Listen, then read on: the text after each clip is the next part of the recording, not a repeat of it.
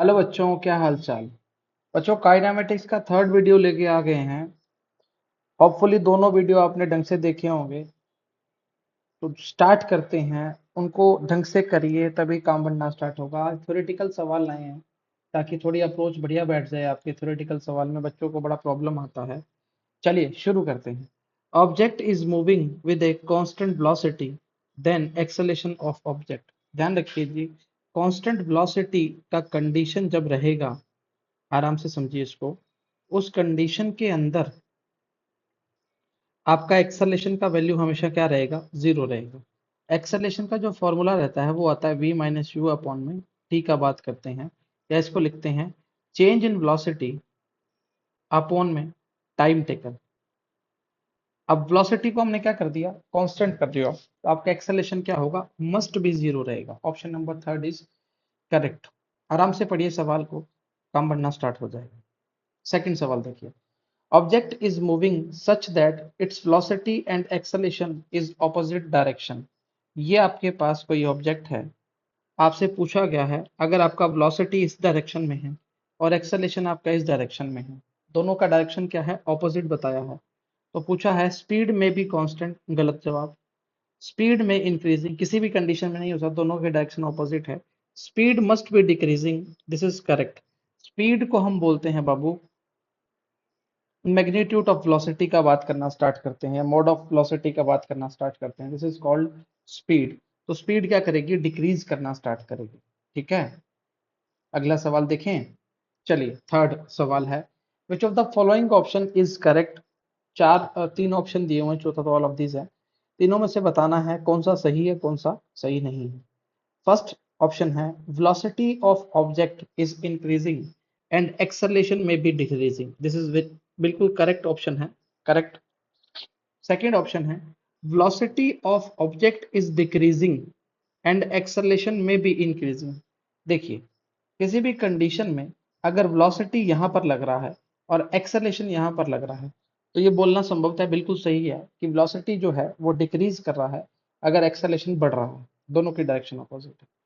Third option है acceleration में be non zero when velocity of object is zero. Direction का कोई mention नहीं है, तो इसमें हम ये बोल सकते हैं कि मान लीजिए एक ऑब्जेक्ट है जिसका वेलोसिटी इस डायरेक्शन में है।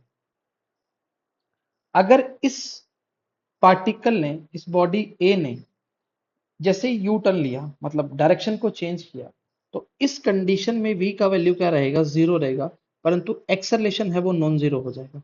आराम से पढ़िए, डायरेक्शन मेंशन करता, स्ट्रेट लाइन में मोशन कर रहा है या कुछ एनी अदर होता, तो हम देखना स्टार्ट करते। तो तीनों ही ऑप्शन करेक्ट है, मतलब ऑल ऑफ दिस क्या आएगा? करेक्ट आएगा। आराम से समझिए, बोला क्या गया है? बोला ये गया है कि किसी कंडीशन के अंदर एक्सेलेरेशन नॉन जीरो है परंतु वेलोसिटी क्या है? उसका जीरो है, तो ये कंडीशन बैठ सकती है जो हमने बताई है आपको। वापस बता रहे हैं, ये कंडीशन जो है वो करेक्ट कंडीशन है। चौथा सवाल देखिए। An object is moving with constant velocity, velocity again constant है, then which of the following option is correct. आपको बताया है एक्सेलरेशन जो है वो जीरो होगा उस कंडीशन में जो हमारा वेलोसिटी रहता है वो कांस्टेंट रहता है। फॉर्मूला भी आपको लिख कर बता दिया कि कंडीशन क्या रहेगी कि अगर हम ए बराबर में v minus you upon T करते हैं, तो उस कंडीशन के अंदर हमारे पास एक्सेलेरेशन का वैल्यू क्या हो जाता है? जीरो हो जाता है। ऑप्शन पढ़ते हैं। एक्सेलेरेशन में भी इंक्रीजिंग, किसी भी कंडीशन में नहीं हो सकता।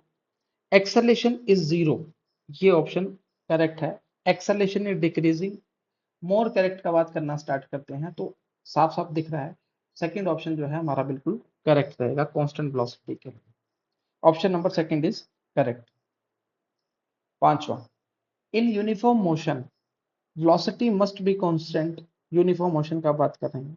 स्पीड में भी variable, speed must be constant, acceleration में भी नो जीरो। बिल्कुल इजी अप्रोच है, वेलोसिटी मस्ट बी क्या रहेगी? कांस्टेंट रहेगी। Option number first is correct का बात करना स्टार्ट करें, सही है। अगला सवाल देखिए। The displacement y in meters of a body vary with time t in seconds according to the equation y बराबर में दिया है -2/3 t square plus 16 t plus में 2। How long does the body come to rest. समय का मान पूछा है कि कितने समय बाद बॉडी रेस्ट पर आ जाएगी। सुनिए जी, कंडीशन क्या है, अगर कभी भी पोजीशन का या डिस्प्लेसमेंट का हम एक बार डिफरेंशिएट करते हैं टाइम के रिस्पेक्ट में, तो हमें क्या प्राप्त होता है, वेलोसिटी प्राप्त होता है। तो रिक्वायर्ड क्या है, हमें वेलोसिटी रिक्वायरमेंट है, कितने टाइम बाद उसका वेलोसिटी जीरो हो जाएगा।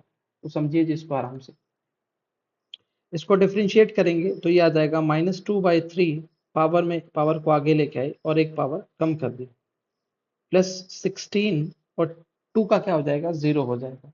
मतलब ये कितना आ जाएगा, -2/3 इंटू 2 अपॉन में टी के पावर -1, मतलब टी का बात करना स्टार्ट करेंगे, +16 बराबर में क्या चल रहा है, वी चल रहा है। अब ये पूछ रहा है बॉडी कम्स टू रेस्ट, मतलब वेलोसिटी कितना करना पड़ेगा, जीरो करना पड़ेगा। इस कंडीशन में, एक सेकंड रुकिए, इस कंडीशन के अंदर हम लिखेंगे -4/3 टी +16, यानी कि -16 बराबर में -4/3 into T, minus minus plus हो जाएगा, तो 16 इंटू 3 अपॉन में 4 बराबर में टी, कट जाएगा 4 टाइम से, तो टी का वैल्यू जो हमारे पास निकल कर आएगा वो कितना आएगा, 12 सेकेंड। ठीक है, option number third is correct. सवाल के अंदर पूछा क्या है वो देखिए, अगर आपको सवाल से समझ नहीं आता तो आप ऑप्शन देखिए कि पूछना क्या चाह रहा है। ये देखो यहाँ पे सेकंड्स लिखा है, तो टाइम का हमें सवाल जवाब करना है। ठीक है जी, आराम से देखिए, इसको डिफरेंशिएट किया एक बार तो वेलोसिटी हमें मिलना स्टार्ट हुई। सातवां सवाल देखिए, the relation between time t and displacement x express bye x बराबर में 2 - 5t + 6t square, what will be the initial velocity of the particle. आराम से समझिए जी, पोजीशन गिवन है, कितनी गिवन है, 2 - 5t + 6t स्क्वायर। अब इसको एक बार डिफरेंशिएट करेंगे टाइम के रिस्पेक्ट में तो क्या प्राप्त होगा, वेलोसिटी प्राप्त होगा।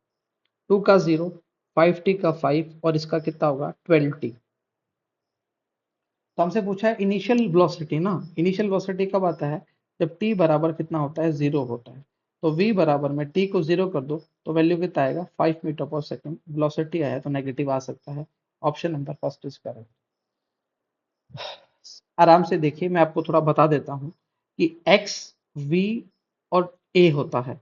x को एक बार डिफरेंशिएट करेंगे तो v मिलेगा, v को अगेन करेंगे दूसरी बार तो क्या मिलेगा, a मिलेगा। दूसरी बार इसलिए बोला है कि v को फिर करेंगे, इसको डिफरेंशिएट करते हैं तो इस सीक्वेंस में हमें क्या मिलेगा, x, v और a डिफरेंशिएशन के फॉर्म में टाइम के रिस्पेक्ट में, और इसका जस्ट ऑपोजिट रिवर्स करेंगे इंटीग्रेशन की फॉर्म में तो हमें a से v से x मिलना स्टार्ट होगा। सवाल में गिवन है the position x of a particle vary with time t, x का वैल्यू हमें गिवन है, x बराबर में at square minus btq। The acceleration at time t of the particle will be equals to 0 where t is equals to.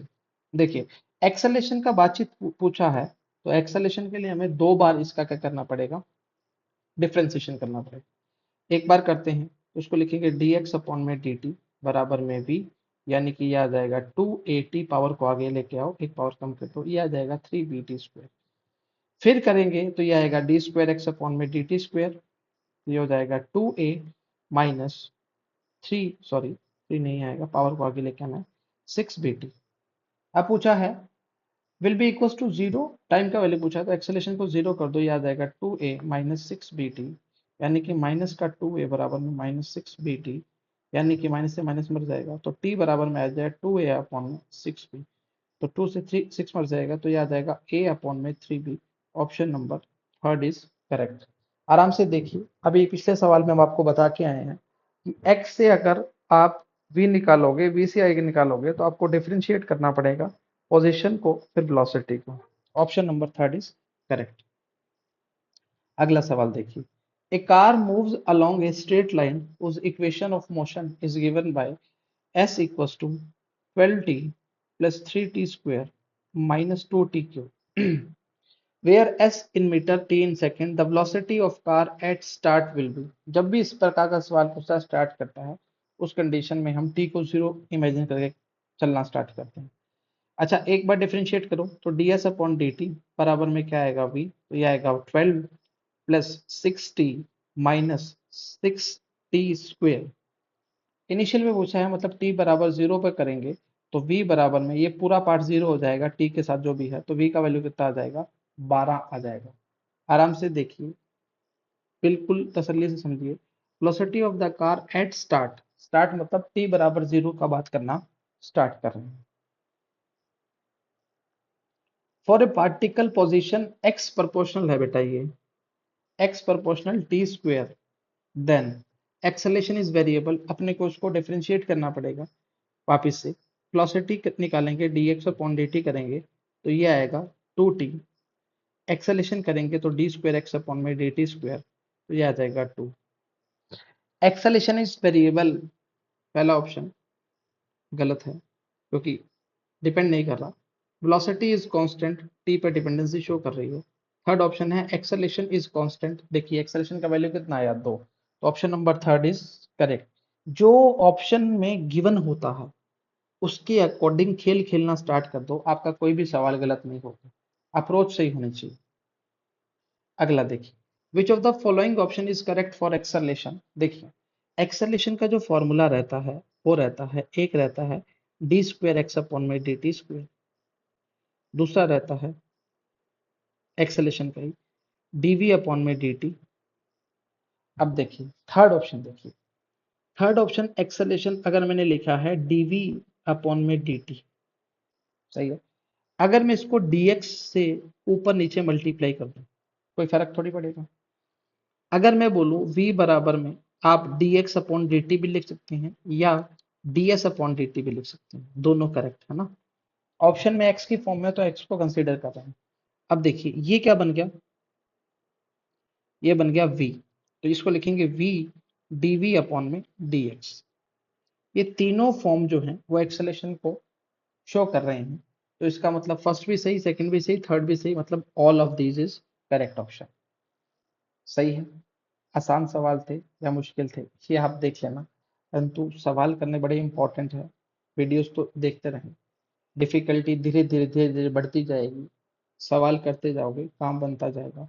तो आज के लिए इतना ही, सभी को ऑल द वेरी बेस्ट।